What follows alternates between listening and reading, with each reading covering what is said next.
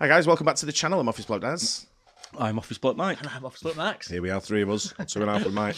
You're still with us, Mike. Breathing and swallowing at the wrong time now. It's a tough one, that, right? Story of my life, mate. Good weekend. Saying nothing on that one. That's before you say it. Animal facts we should have left in 2024. Ah, This is a Casual Geographic, is it? It Max? is indeed. Yeah? We do love the Very channel. Yeah, we Good, do. yeah, Absolutely, yeah. yeah. He's a good guy, this guy. Yeah, excellent. Talk sense and comedy as well. Yep. Yeah. Let's get into it. These saltwater crocodiles in Indonesia have apparently learned how to pretend to be drowning to lure What? humans That's in who they view unbelievable. as prey. I'm going to call this Animal Facts We Should Have Left in 2024, because after this, I will not be speaking on this anymore. So this video went viral for obvious reasons. I really thought it was a joke, but from the comments and the sheer volume of people that tagged me, I guess not. So yeah, they're not pretending to drown.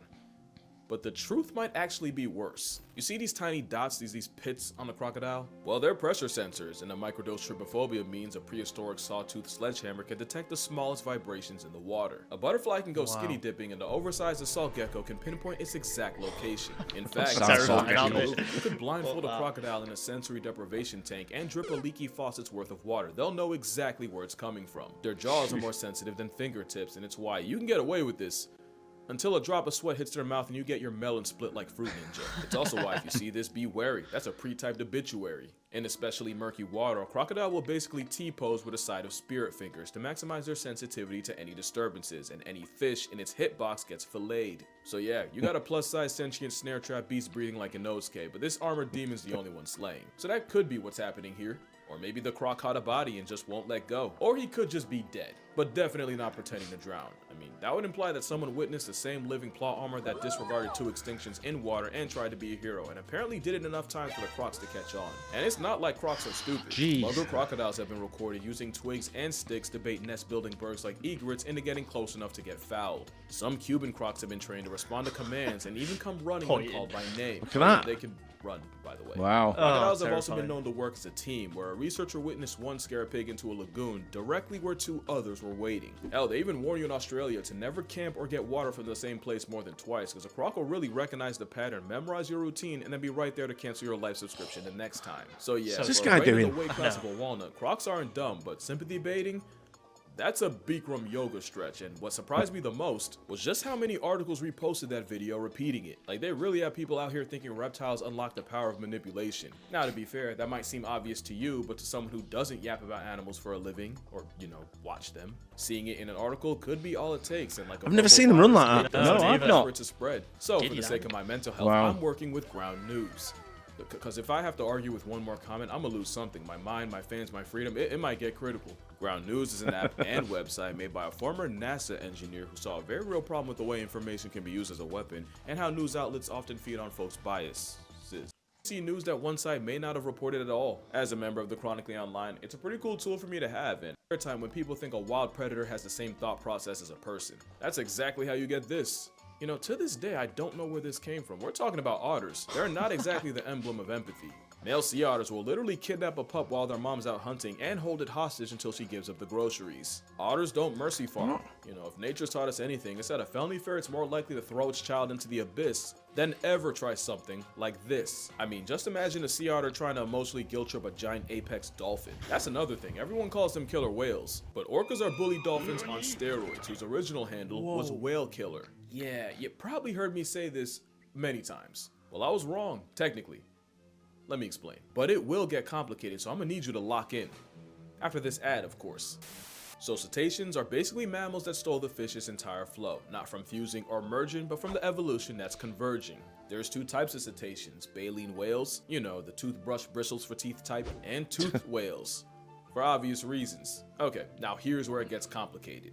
The toothed whale family reunion is massive. You got everything from your flipper paralysis demon, the false killer whale, to the virtually extinct vaquita. There's 10 families of toothed whales, and within these 10, there's a superfamily with 6 of them called Delphinoidea. Superfamily Delphinoidea is where you have your oceanic dolphins, porpoises, along with narwhals and belugas, because they're related for some reason. Cue the narluga. Also, notice I said oceanic dolphins. The dolphins that live in rivers are in a completely different party. But anyway, superfamily Delphinoidea is where you find the dolphins that, let's be real, are the ones you think of when you hear the word dolphin. And the biggest type of ocean dolphin is the one that can slapbox a seal into orbit. So to recap, any mammal that looks like this is a cetacean. Every cetacean with teeth is a toothed whale. A dolphin in the ocean is a toothed whale in the Delphinoidea family. And the biggest member of Delphinoidea is an orca. So long story short, killer whales are dolphins. Every dolphin. I think them orcas. I think that's what I went to see when I went whale watching. I guess just off the coast of Boston. Nice. Worst experience of my life. But that's the thing. But yeah, the size of them and the way they behave, it's just mental. Yeah, huge, aren't they? Huge creatures, really I are. don't think you'll ever comprehend how big they are until you So you see them, one. Yeah, Like, close just up. the size of the tails and all that, and then the guys explaining what they're doing and how the habits of what when they dive down and they do a deep dive. Tail comes up and they go down to feed and all that kind of stuff. Yeah. When you see it right in front of you, you're like, oh my god, I can imagine. humongous. Imagine being a little fish. Yeah, I know, right? Yeah. No chance. Yeah. Dolphin is a toothed whale, but not every toothed whale is a dolphin.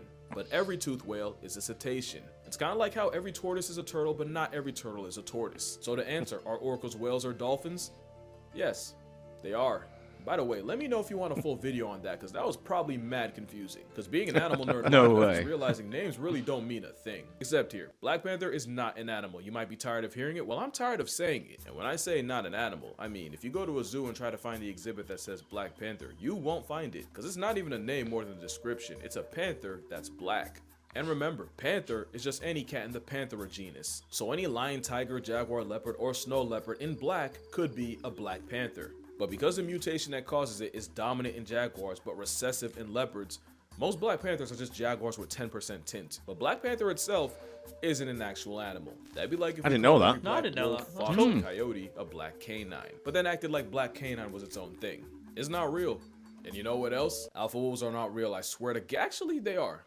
They are real, but only when you put a bunch of wolves that don't know each other in a zoo and they have to figure out stuff on their own. That's actually what happened. In the 1930s, Rudolf Schenkel studied wolves in a zoo, and after watching more fights in face in a telenovela, he just figured that wolves determine group politics by tearing each other apart. Biologist David Mech built off his work and came up with the term alpha wolf. What they didn't realize was that the wolves were fighting over resources, not rank, and by putting a bunch of randoms in one place, they basically created real house wolves of Switzerland. In real life, a wolf pack is usually just two parents and a bunch of their kids. What folks kept calling the alpha wolf whole time was just their father. Now, because I've done this before, I know someone's gonna comment, well, if they're the lead wolf, they're still the alpha. The problem is, the whole alpha thing implies that the lead wolves got there by beating the others like a Cherokee drum. Really, it's just seniority.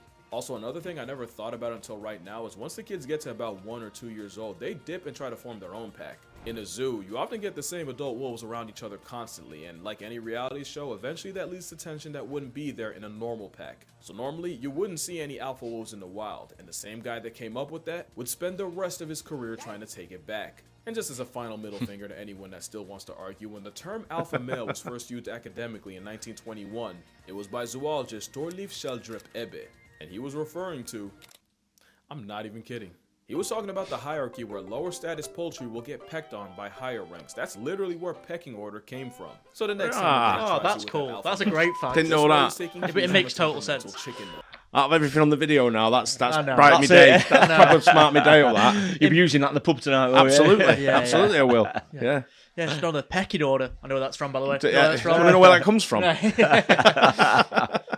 Shut up, Also, boss. chickens are from psychopaths. If one chicken starts bleeding, the whole flock will jump in and peck it to death. I think the worst thing is that people took the alpha dog thing and got convinced that's how you make your actual dog respect you. Cesar Millan has done an absolute masterclass of misinformation on the dog community. You really got folks thinking you gotta flex on an 80-pound pit bull to keep him in line. Imagine trying to play alpha with Cujo on creatine. We've gotten a lot wrong about dogs, and probably the worst thing, that a tail wagging means happy. That fact alone has probably gotten more people bit than anything. Basically, a tail wag means excitement. Excitement can mean seeing their person come home, or it can mean fear, anxiety, or the last warning before they put a canine-sized hole in your hand. And the faster the tail, the more excited Fido is. The question is, what kind? Well, science says a tail favoring the right means the vibes are good, but a tail leaning left could mean stress, so best to be left. Alone, that is a lot more complicated than I just made it sound, but long story short, a tail wag is like a smile. A smile can mean someone's happy to see you, or might even think you're cute, or that waitress is just doing her job and doesn't want to get hit on at work. Long story short, if you expect your dog to learn how to parlay people, then the least you can do is talk tail. Oh, another dog thing that's been bothering me for years is that chihuahuas are the spawn of Shaitan. Now, I get the little dog thing. I've been personally victimized by many an ankle biter. But with dogs, there's usually a why. You just gotta look deep enough. Huskies are known for being donkey stubborn toddlers on 4. Come inside.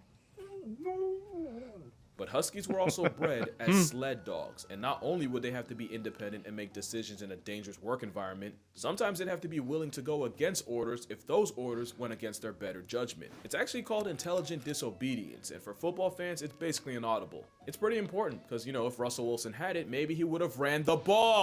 People are basically working animals, but they were bred to hunt rabbits in thick brush, and that same bang keeping you up at 2 a.m. was how they communicate with hunters. So why are chihuahuas like that?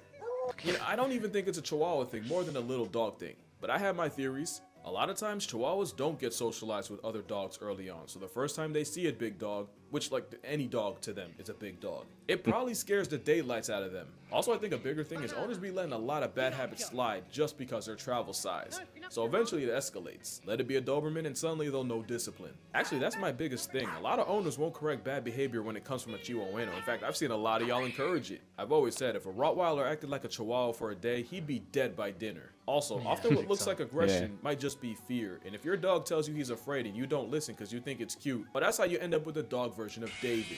Size might be part of it too, but it probably has less to do with it than people think. Long story short, if I see a kid wilding in Walmart, I'm gonna look at the parents. And likewise, I'm gonna blame the dog owner before I blame the dog. No clever transition, but another thing I've heard is that male lions don't hunt, or better yet, that male lions are lazy. And I can tell you exactly where it came from. You see, lionesses use the power of friendship to run down prey in open areas. It's pretty hard to miss. Lions are bigger, bulkier, and with a whole afro equipped, they had to switch up the playbook. So instead, male lions ambush prey by camping out in dense brush. Research shows that male lions pack up prey as frequently as females. It's just that in the olden days, you probably never see it. Also, before male lions even get a pride, they're in their nomad arc. Oh, they'd be lying on the ground permanently if they didn't hunt. Now, to be fair, male lions do stop hunting as much when they're in a pride, but not completely. They'll often get involved to bring down bigger, riskier prey like buffalo that lionesses might struggle with. Basically, the lionesses run them down and the main mercenary delivers the final blow. Now, they do only get involved about 10% of the time, but it's not because they're lazy. They just have a different job description. Male lions patrol the pride lands, mark their territory, and as you know, they gotta run the ones with any outsider trying to take his place. What you might not realize is, as good at hunting lionesses are, in some studies they got up to half their kills stolen by hyenas, or even other males. Having a nearly 500-pound equalizer on their side helps them keep what they catch. It's not lazy, it's just that lions and lionesses help cover each other's weaknesses perfectly, and clearly it works. They're the most notorious and feared pack predators. Massive animals, not lions, aren't they? Or maybe second, because there's Absolutely one massive. predator that animals fear even more than Mufasa and friends, and you'll never get it. It's us. It's us.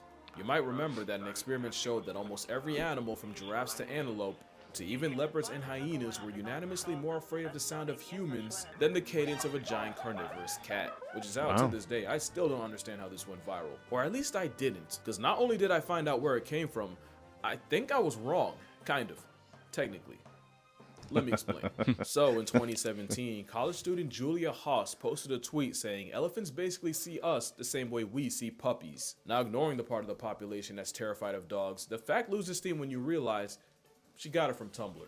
It's more likely that one of the smartest creatures alive see us as predators, but not their babies. Remember, it's proven that baby elephants that play the most grow up into more well-adjusted adults. It's why you'll see a baby-faced boulder chase around birds, dogs, and anything in between. So here's what I think happened.